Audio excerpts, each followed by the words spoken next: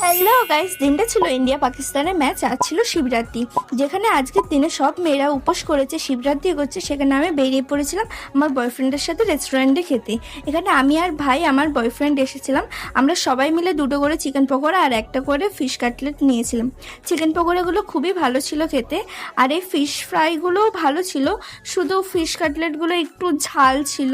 সেই জন্য আমার খেয়ে ভীষণই ঝাল লাগছিল। সেই জন্য আমরা খাওয়ার পর বেরিয়ে পড়েছিলাম। আমার বয়ফ্রেন্ড কিনে দিয়েছিল চকলেট কর্নেটো। এটা খেতে ভীষণই টেস্টি ছিল আইসক্রিমটা, আর আইসক্রিম আমার তো ভীষণই ভালো লাগে। যাই হোক, এবার হাঁটতে হাঁটতে বাড়ি যাই। আর এখানে ভাই মুখের কি অবস্থা করে নিয়েছে। আর আমাদের ঘরের সামনের মন্দিরে পুজো হচ্ছে শিবরাত্রি। আর এখানে ফাইনালি পাকিস্তানকে হারিয়ে ইন্ডিয়া জিতে গেছে। সেই খুশিতে আমরা রাতে ফ্রাইড রাইস আর চিকেন খেয়েছিলাম, কষা চিকেন।